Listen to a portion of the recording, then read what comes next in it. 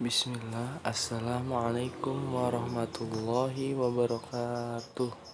Gimana kabarnya hari ini?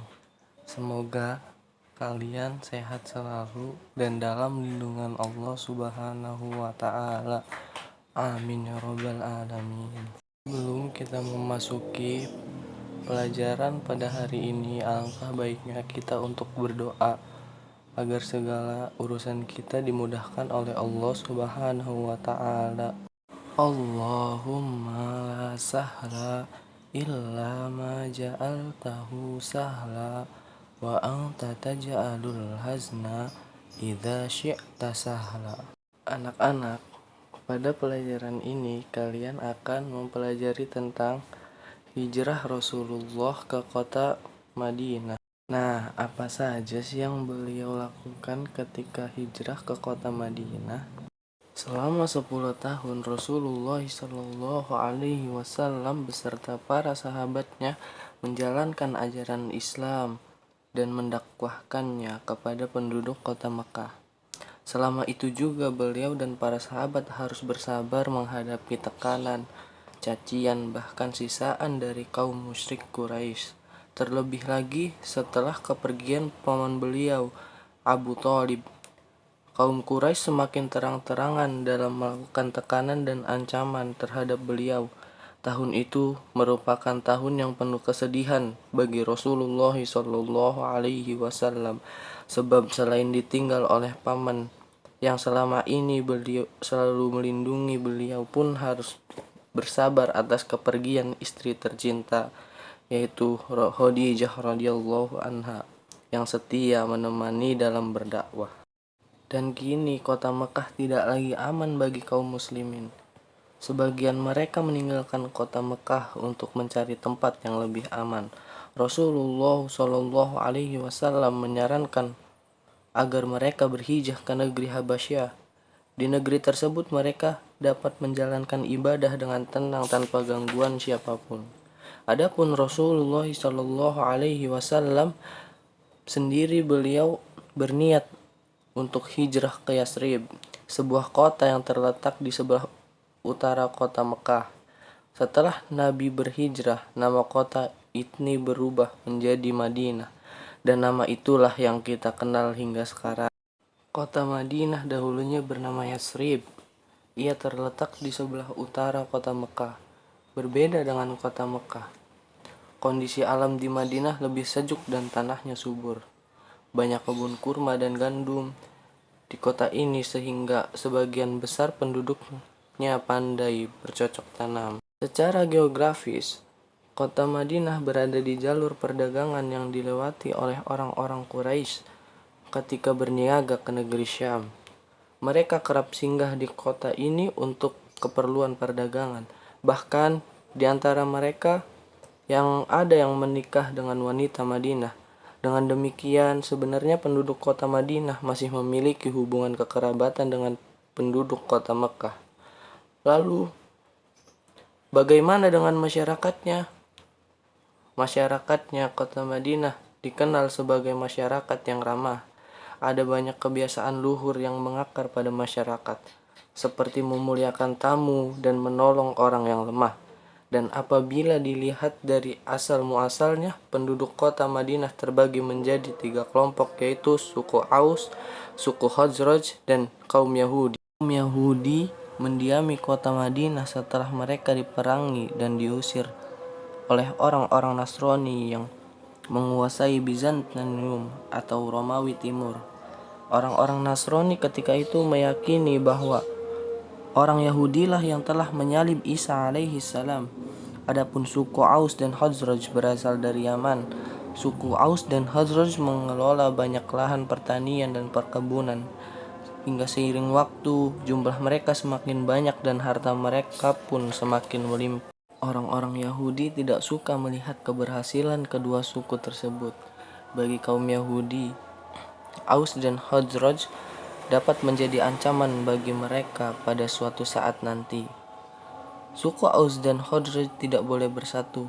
Oleh karena itu, mereka membuat sebuah tipu muslihat untuk memisahkan dan menciptakan permusuhan antara kedua suku tersebut. dan usaha kaum Yahudi pun berhasil. Maka tenggelamlah suku Aus dan Khazraj dalam permusuhan dan peperangan yang berkepanjangan. Salah satu perang terbesar di antara mereka adalah Perang Bu'ats. Perang ini banyak menelan korban, harta, dan jiwa. Permusuhan ini terus berlangsung hingga Islam datang mempersaudarakan mereka kembali. Dan terkadang orang Yahudi juga menakut-nakuti penduduk Madinah dengan mengatakan, "Percayalah, sebentar lagi akan datang seorang nabi yang diutus oleh Tuhan, dan kami akan menjadi pengikutnya bersama nabi itu. Kami akan memerangi kalian seperti dalam perang Ad dan Iram."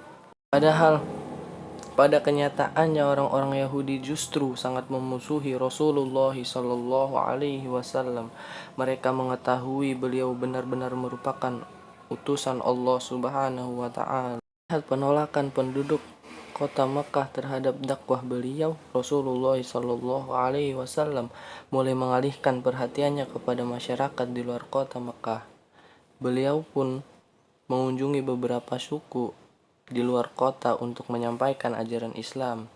Beliau sempat mendatangi Bani Amir, Bani Muharrib, Bani Fazarah, Bani Ghassan, dan masih banyak suku yang lainnya. Antara suku-suku tersebut ada yang menyambut dakwah beliau dengan baik, namun kebanyakan menolaknya. Tidak sampai di situ saja dakwah beliau. Rasulullah Shallallahu Alaihi Wasallam juga memanfaatkan musim haji untuk berdakwah, sebab pada musim itu di kota Mekah dipenuhi oleh suku yang datang dari seantero Jazirah Arab. Agar tidak terlihat oleh kaum Quraisy, beliau menemui mereka pada malam hari. Hingga datang suatu malam, Rasulullah Shallallahu Alaihi Wasallam pergi bersama Abu Bakar dan Ali bin Abi Thalib radhiyallahu anhuma. Malam itu beliau menyusuri pemukiman suku Zuhl dan Syaiban. Beliau menyampaikan Islam dan mengajak mereka agar mau beriman. Mereka tidak langsung menerimanya pada malam itu. Mereka menundanya hingga beberapa waktu pada masa mendatang. Kemudian Rasulullah Shallallahu Alaihi Wasallam melewati tanah Aqabah di daerah Mina. Tanpa sengaja beliau mendengar beberapa orang yang sedang berbincang-bincang. Setelah didekati, ternyata suara itu berasal dari 6 orang pemuda Madinah yang berasal dari suku Khazraj. Di antara ke-6 pemuda tersebut adalah As'ad bin Zurarah, Auf bin Al-Haris, Rafi bin Malik, Qutbah bin Amr, Uqbah bin Amr, dan Jabir bin Abdullah. Beliau menghampiri ke-6 pemuda tersebut. Beliau duduk bersama mereka dan sesekali menjelaskan tentang ajaran Islam. Para pemuda itu sempat mendengar dari kaum Yahudi Madinah bahwa akan datangnya seorang nabi.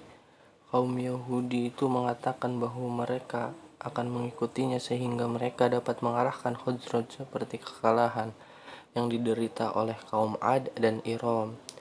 Malam itu Rasulullah Shallallahu Alaihi Wasallam mengajak para pemuda itu agar beriman kepada Allah, dan beliau membacakan Al-Quran kepada mereka.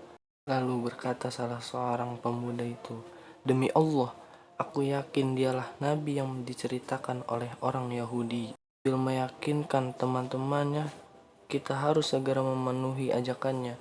Kita harus masuk Islam. Jangan sampai orang-orang Yahudi itu yang lebih dahulu menjadi pengikutnya. Malam itu ke-6 pemuda Madinah pun bersyahadat dan mengikrarkan keislaman mereka. Mereka berharap agama ini dapat mendamaikan antara suku Aus dan Khazraj yang sudah lama berperang. Sekembalinya para pemuda itu ke kota Madinah, mereka membawa risalah Islam dan menyebarkannya di sana. Mereka juga menggambarkan bahwa Nabi utusan Allah pada zaman ini benar-benar telah datang di kota Makkah.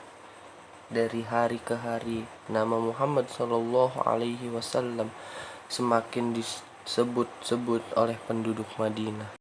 Baiat Aqabah pertama sudah setahun berlalu, dan musim haji pun tiba kembali. Pada musim haji kali ini, ada 12 orang dari Madinah yang berjumpa dengan Rasulullah. 5 orang diantaranya sudah bertemu dengan Rasul pada musim haji sebelumnya. Sedangkan yang tidak ikut adalah Jabir bin Abdullah.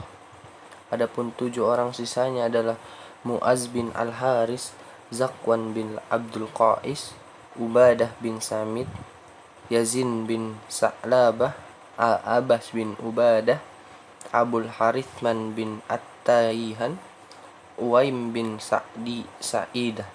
Kedua belas orang ini bertemu Rasulullah SAW di tanah Aqobah di daerah Mina. Di Aqobah inilah mereka berbaiat kepada Rasulullah SAW. Baiat ini dikenal dengan nama Baiat Aqobah pertama. Dalam baiat itu mereka berjanji tidak akan menyekutukan Allah, tidak mencuri, tidak membunuh anak-anak mereka sendiri, tidak mengumpat, tidak memfitnah, dan tidak menolak untuk berbuat kebaikan. Siapa yang memenuhi baiat itu niscaya mendapat jaminan masuk surga. Adapun orang yang melanggarnya, maka semuanya terserah kepada Allah. Hanya Allah yang berkuasa menyiksa dan hanya Dia yang dapat mengampuni dosa. Setelah itu mereka kembali ke Madinah. Rasulullah SAW mengutus sahabat yang bernama Mus'ab bin Umair untuk ikut bersama mereka. Mus'ab diminta untuk mengajarkan Al-Quran dan ajaran-ajaran Islam lainnya. Ajaran Islam pun mulai berkembang di kota Madinah. Di sana kaum muslimin dapat beribadah dan menjalankan ajaran agamanya tanpa mendapat gangguan. Setahun sudah Mus'ab bin Umair berdakwah di Madinah, dan dengan izin Allah banyak dari suku Aus dan Khazraj yang memeluk Islam. Musim haji berikutnya pun tiba. Mus'ab kembali ke Mekah bersama 75 orang kaum muslimin dari kota Madinah. Mereka terdiri dari 73 orang laki-laki dan 2 orang perempuan. Seperti yang sudah-sudah, mereka berencana untuk bertemu Rasulullah di tanah Aqobah. Semuanya dirahasiakan agar kaum musyrik Quraisy tidak mengetahuinya. Pada tengah malam, rombongan pergi ke tanah Aqobah di Mina sambil mengendap-endap. Mereka memilih jalan berbukitan untuk menghindari orang-orang Quraisy. Malam itu Rasulullah SAW datang bersama paman beliau, Abbas bin Abdul Muthalib. Beliau membacakan ayat Al-Quran kepada mereka. Setelah itu beliau berkata, "Aku meminta kalian berbaiat malam ini.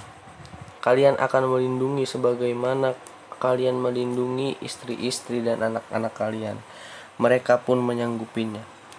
"Wahai Rasulullah, apabila Allah telah memberikan kemenangan, apakah engkau akan meninggalkan kami?" tanya salah seseorang di antara mereka. Lalu beliau menjawab, "Aku akan menjalani hidupku bersama kalian, dan aku akan memerangi siapapun yang kalian perangi, dan berdamai dengan siapapun yang kalian ajak berdamai." Mendengar hal itu, mereka semakin yakin. Mereka bersumpah akan menepati janji mereka sekali harus mengorbankan seluruh harta atau kehilangan para pemimpin. Lalu salah satu mereka bertanya, "Apa yang kami peroleh jika kami menepati janji?" Lalu beliau Rasulullah SAW menjawab, "Surga." Peristiwa ini dikenal sebagai Baiat Aqobah kedua. Setelah itu mereka pun kembali ke kemah-kemah mereka. Pada pagi harinya mereka bersiap-siap untuk kembali ke Madinah.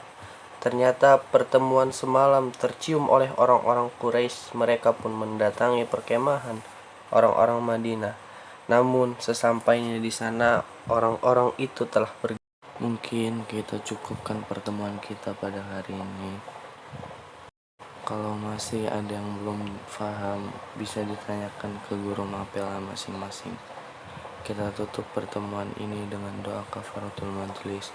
Subhanakallahumma wa bihamdika asyhadu an la ilaha illa anta astaghfiruka wa atubu ilaik. Assalamualaikum warahmatullahi wabarakatuh.